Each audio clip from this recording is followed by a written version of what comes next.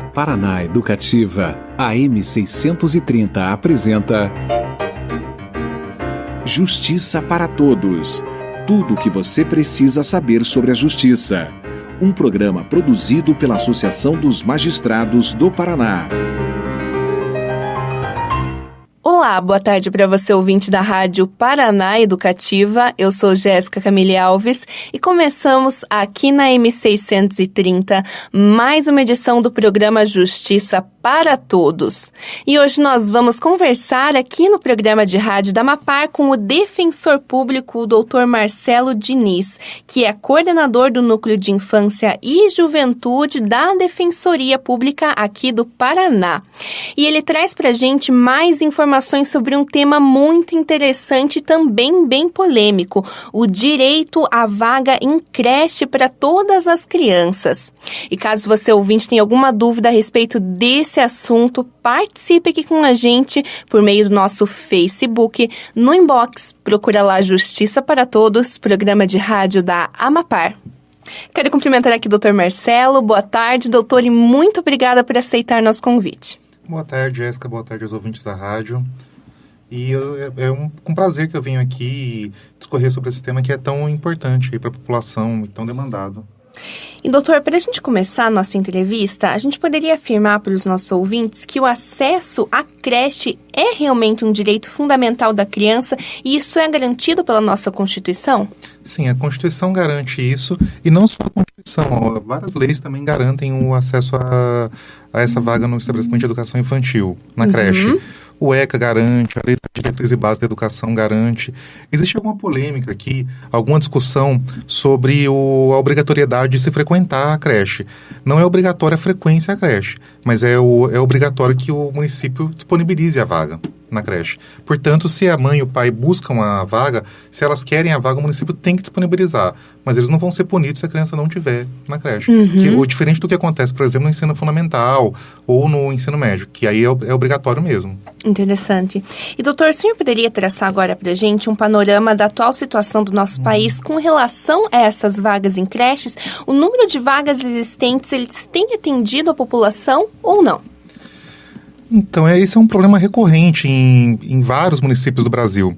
O que acontece aqui é que, primeiro, a vaga em creche ela foi atribuída ao município, ou seja, é o município que tem que buscar e disponibilizar essa vaga, e é ele que gera essa educação infantil. Os municípios, a gente sabe, têm uma parcela menor de recursos via impostos tal, do que o Estado, do que a União. Então, de fato, existe uma dificuldade do município em atender a essa demanda, que é uma demanda crescente. Ninguém sabe exatamente qual o número de vagas que seria necessário, porque isso é calculado a partir da busca que as pessoas fazem e do cadastro que é preenchido. Então, é difícil traçar um panorama de saber, olha, quantas vagas seriam necessárias. Até porque a gente tem que acompanhar aí crescimento demográfico, né? Quando a gente está falando de vaga em creche, a gente está falando de 0 a 5 anos. Então, de 0 anos. Tá? Então, é necessário a gente acompanhar aí qual o crescimento demográfico da população para conseguir fazer uma projeção do que seria necessário. Mas existe o Plano Decenal de Educação, duração aí de 10 anos, né, de 2014 a 2024, que estabelece que pelo menos 50% das vagas tem que ser fornecidas do que seria necessário, né, tem que ser fornecidas pelo município até o final de 2024. Então, essa é uma escala progressiva. Isso é um piso, né, não significa que se o município já fornece mais do que isso, não vai ser, né, eventualmente, uma ação judicial não seria bem sucedida. Mas isso é um piso, uma meta que os municípios têm que ter. Hoje, eu fiz a pesquisa e acho que, salvo engano, os dados são de 2015, do IBGE, a gente tem, no Brasil, 30,4% atendidos. Numa projeção, né? Como a gente falou, não dá para saber ao certo qual seria esse número. No Paraná, o número é um pouco melhor, 36,3%. Só para a gente ficar em dados mais reais aqui, no Brasil a gente tem 3,5 milhões de crianças atendidas aí na educação infantil e no Paraná 226 mil crianças. O número parece interessante, porque o número do Paraná é bem melhor que o número da média nacional. No entanto, se a gente fizer um cálculo aí, o cálculo não é muito difícil, desses 226, quase o dobro disso não é atendido, né? Então, a gente vai ter aí situações de crianças que precisariam ter as vagas e não tem essas vagas. Essa é a nossa demanda represada, com isso que a gente tem que lidar. Uhum. E doutor, fala um pouquinho pra gente sobre quais são as vantagens para a sociedade, de uma maneira geral, desse pronto atendimento para os pais que querem matricular os seus filhos em uma creche, e quais também são os problemas que a falta de vagas tem gerado pra gente. Essa pergunta é muito interessante, porque as vagas em creche, elas são um direito das crianças de ter uma educação naquele tempo adequado, e já tem vários estudos científicos. A Pastoral da Criança, inclusive, encomendou um estudo recentemente, deve estar para sair, mas a gente já pode imaginar qual vai ser o resultado, dizendo da importância para a criança de ter uma educação ali já no primeiro ano de idade. Ele já tem meio consolidado de que a partir do segundo ano, de fato, a evolução que a criança pode ter ali é extraordinária. Uhum. Tem algumas divergências em relação à matrícula no primeiro ano, mas é bem provável aí, muitos indicativos já se aponta isso, que também é benéfico para a criança. Mas é benéfico a educação infantil não só para a criança. Porque esse direito à vaga em creche, ele tem um conteúdo social fortíssimo, né? A gente está falando aqui de mães e pais que precisam trabalhar e não tem com quem deixar seus filhos. E numa realidade crescente, mães e pais solteiros, isso é ou divorciados, enfim, essa é uma questão super complicada, super complexa. Uhum. Não raro, quando, enfim, não se consegue, não se tem com quem deixar as crianças para poder ir trabalhar e, não raro, se confia a criança a um vizinho, enfim, as situações que podem gerar uma situação de risco para a criança. E a partir daí você vai ter todo um ciclo de um processo protetivo na infância que pode culminar, inclusive, na retirada da criança do seio familiar. E por uma questão de impossibilidade de se contratar alguém mesmo ou de se pagar uma creche particular. Uhum. A justiça exige desses pais que eles trabalhem, que eles consigam manter seus filhos e, ao mesmo tempo, que essas crianças não estejam em uma situação de risco. Claro que, para a imensa maioria da população, a gente calcula aí que cerca de 70% da população do Paraná é um potencial assistido à Defensoria Pública, ou seja, é potencialmente hipossuficiente, inclusive economicamente. É muito complicado conciliar as duas coisas. É nesse sentido que o Estado pode e deve apoiar essas famílias. Uhum.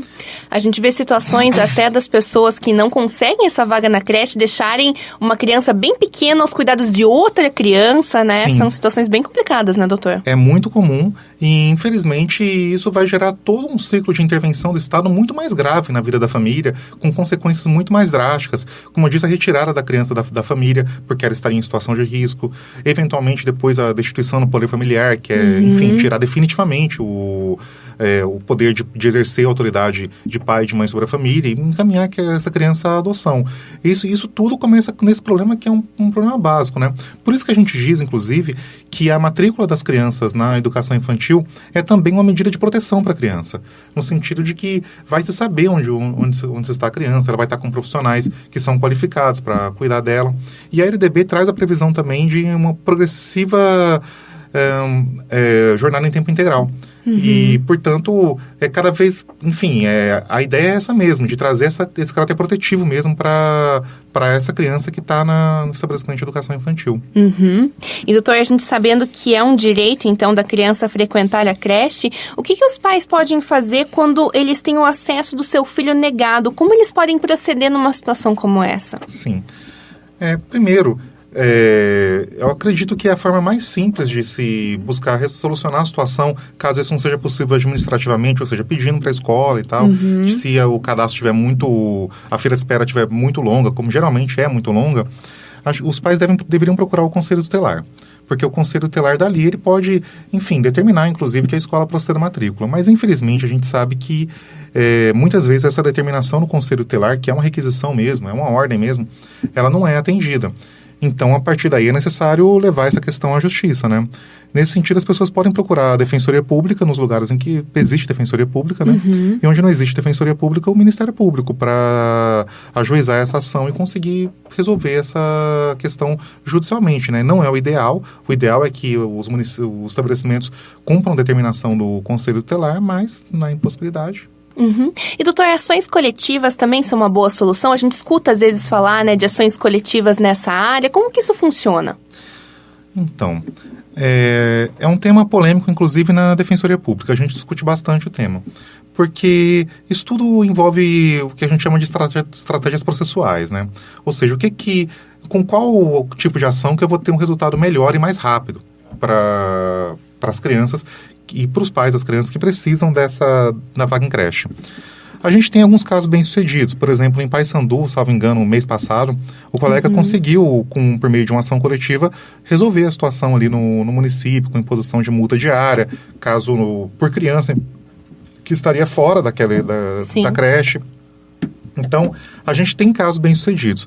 Mas a gente tem também uma enormidade de ações coletivas propostas pelo Ministério Público, por exemplo, que demoram bastante e não têm um resultado na velocidade que esses pais precisam do resultado. A longo prazo, uma ação coletiva ela é o meio adequado para se resolver a situação.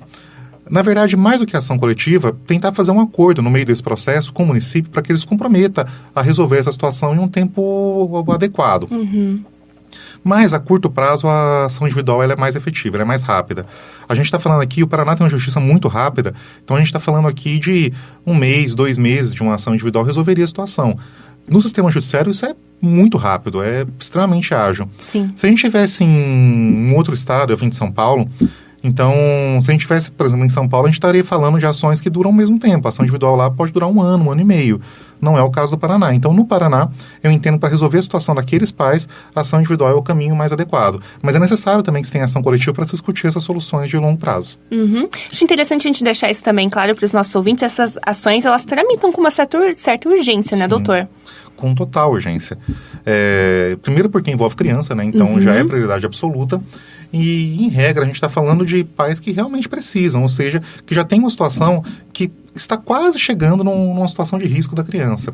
Então, os juízes também, em regra, têm essa sensibilidade de, enfim, tramitar essas ações com urgência para evitar aquele processo muito mais grave que teria se não tivesse as vagas em creche. Eu só voltando à pergunta, eu acho que as duas soluções aí, elas têm que estar juntas, elas têm que estar articuladas para se chegar num termo bom, a curto prazo ação individual, a longo prazo uma ação coletiva. Nós estamos conversando aqui no estúdio da Rádio Paraná Educativa com o defensor público Marcelo Diniz, que é coordenador do Núcleo de Infância e Juventude da Defensoria Pública aqui do Paraná. Ele traz para você, ouvinte, mais informações sobre o direito à vaga em creche. E você, ouvinte, sempre pode participar aqui com a gente, dando a sua opinião, falando a sua dúvida, ou até mesmo sugerindo algum tema aqui para o nosso programa, por meio do nosso Facebook. No inbox, procura lá Justiça para Todos, programa de rádio da Amapar. E, doutor, essa ampliação das vagas, das ofertas de vagas em creches, ela também pode ser feita por meio de conveniamento com algum estabelecimento privado? Isso funciona? Outra pergunta polêmica, hein, Jéssica? Hoje estamos nas perguntas difíceis, né, doutor? Essa é uma questão que gera discussões dentro do Ministério Público, dentro da própria Defensoria Pública. É uma questão complicada. Por quê? Porque o ideal é que a oferta seja feita por estabelecimento de ensino público, né? Não por meio de um convênio que, inclusive, pode ser mais custoso para o município, ele pode custar mais para o município. Mas, aqui eu falo pela Defensoria, a gente já meio que tem firmado uma posição de que o que é importante é garantir a vaga na creche para aquela criança que está precisando. Sem olvidar todo, mas a gente não pode também, enfim, esquecer aquela criança em prol da melhor solução sistêmica, estrutural para a questão.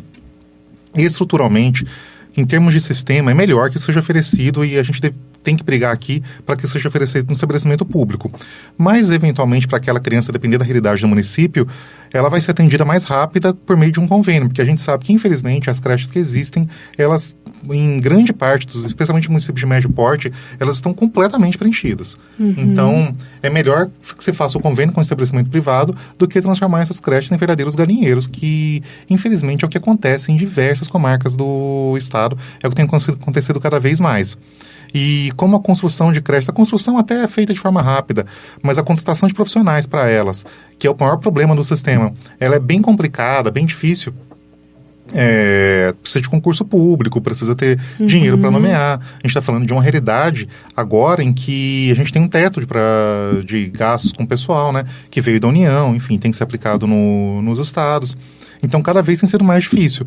Então, eventualmente, é mais fácil achar uma solução por meio do convênio com uma creche particular. Mas mesmo essas já são soluções que estão ficando difíceis, porque também estão ficando lotadas.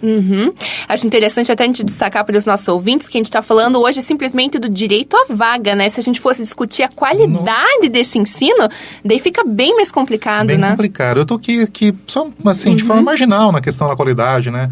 Mas, de fato, é um problemão e é uma questão que tem... enfim, atormentado educadores, profissionais que trabalham na área. Teve até um congresso da BMP, se não me engano, em 2014, que o tema era qualidade de educação. Foi produzido um material bem interessante até sobre a questão, mas é um tema super complicado. A gente não conseguiu nem resolver a questão da quantidade ainda. A qualidade é uma outra questão, bem mais complicada, bem mais difícil. E, infelizmente, a gente tem chegado nessa realidade aí de transformar algumas creches em verdadeiros galinheiros de crianças, que não é o que a gente quer também. E, doutor, conta um pouquinho para os nossos ouvintes agora sobre o trabalho que é desenvolvido pela Defensoria Pública nessa área. E a demanda tem sido muito grande? Sim, a demanda é gigantesca. Sempre foi, desde o começo da Defensoria Pública. A gente está falando aqui no final de 2013, começo de 2014.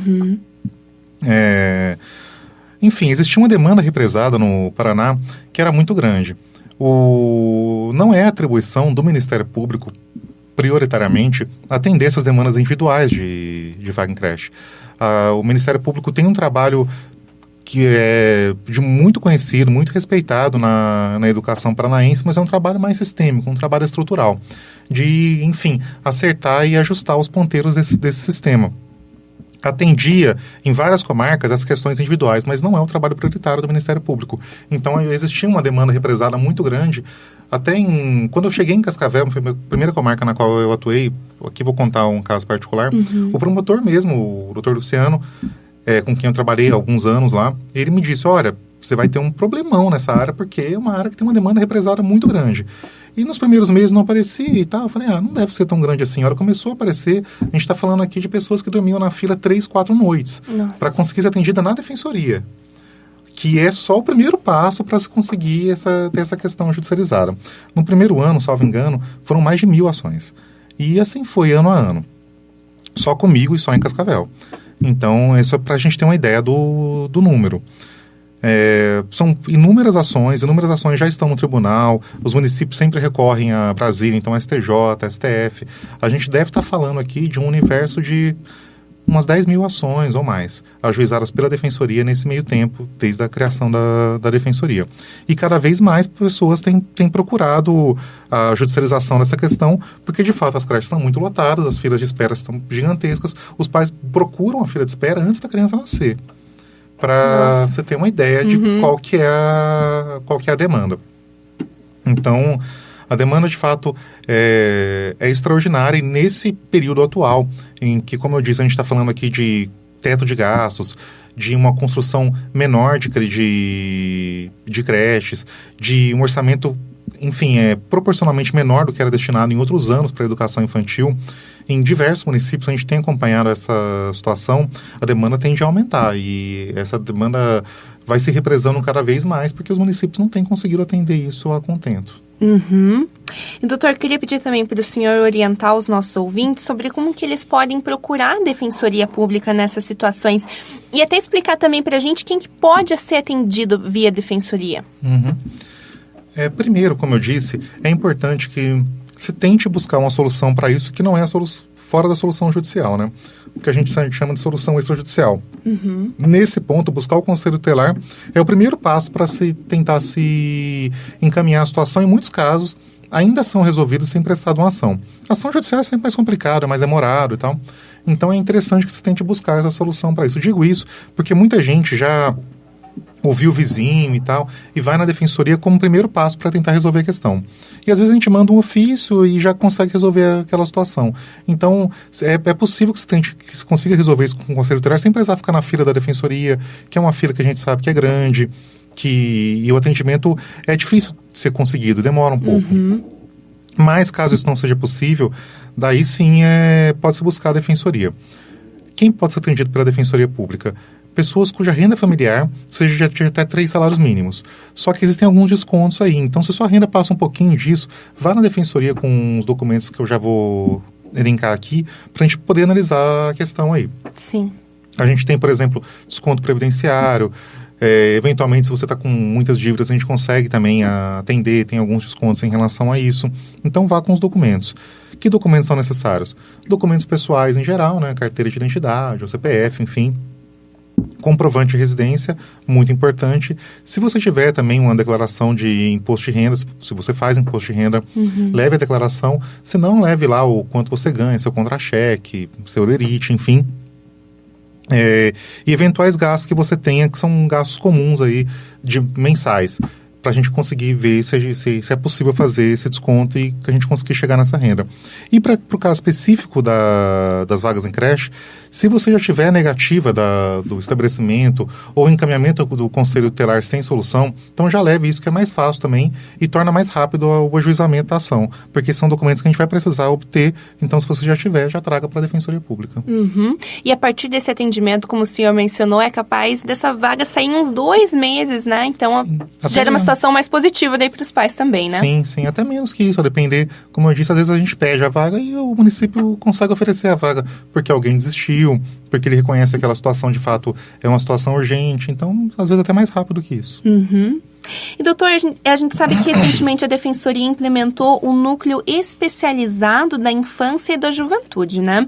E conta um pouquinho para os nossos ouvintes sobre quais são os objetivos e as frentes de trabalho desse núcleo, que está agora sob a coordenação do senhor, não é mesmo? Sim.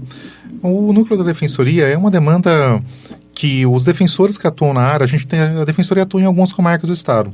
Em todas as comarcas que a Defensoria atua, ou quase todas agora, a gente teve algumas evasões na carreira, a Defensoria atua na área da infância. Essa foi uma área que, até por determinação constitucional, a Defensoria entendeu que, de fato, era uma área muito importante de se trabalhar já como primeira área de atuação.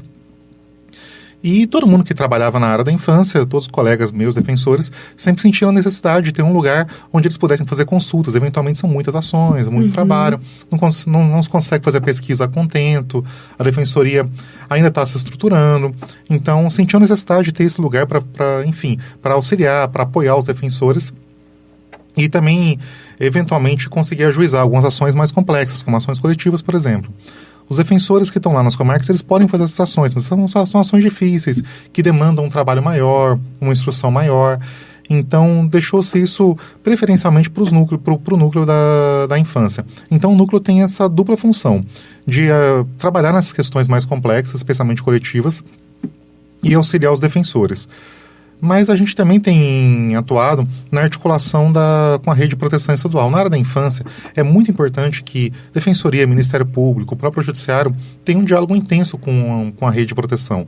Aqui a gente está falando da assistência social, da educação, da saúde, para se conseguir encaminhar algumas soluções para problemas que afetam a criança como um todo, né?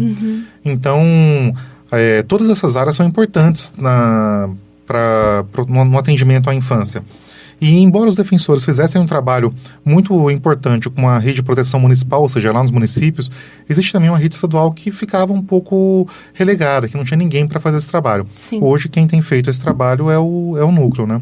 Então, as principais frentes de trabalho do núcleo nesse ponto hoje são a educação, é uma demanda que é recorrente para o núcleo da infância, e essa articulação com a rede de proteção. Então, a gente tem discutido diversos temas hoje. A implantação da lei de depoimento especial, por exemplo, é um tema que, enfim, a gente tem discutido em diversas reuniões para se conseguir chegar a contento nesse ponto. Só para esclarecer, a lei de depoimento especial é aquela lei que prevê um procedimento todo especial para ouvir crianças que são vítimas de situações de violência, né? Interessante. E, doutor, conta um pouquinho para a gente como que tem sido a sua experiência profissional atuando na área da infância e da juventude. Então, foi a primeira área que eu atuei, né? E tenho atuado nela até hoje. Nunca atuei em outra área na Defensoria Pública. Atuei, às vezes, cobrindo algum colega, especialmente na execução da pena, mas especialmente na área da infância. Eu me apaixonei pela área desde que eu comecei a atuar nela. Antes de estar em Curitiba, eu fui para Cascavel e lá eu fiquei quase 3 anos. Lá eu tive a sorte de trabalhar com profissionais extremamente competentes e muito conhecedores da área. Aqui eu vou citar um magistrado, o Dr. Sérgio Luiz Croix, que esteve aqui recentemente, salvo engano, e um promotor, o Dr. Luciano Machado. E, enfim, são profissionais que me ajudaram muito a gente teve muitos embates, me ajudaram muito a pensar e refletir sobre algumas questões. Primeiro, a área da infância é uma área na qual a reflexão sobre as políticas públicas está muito presente, né? Porque Sim. A gente está falando de uma área que tem investimento público prioritário, que é a área da infância, ou seja, municípios, estados têm que estar destinando recursos preferencialmente para essa área. E como uma área que recebe tantos recursos, é também uma área super polêmica, enfim, em que há muita disputa, inclusive de natureza política, sobre a questão. Agora a gente está em ano eleitoral, então tem inúmeras promessas, inúmeros projetos envolvendo o tema, e consegue atingir a área da infância diversas áreas diferentes, né? Saúde, educação, assistência.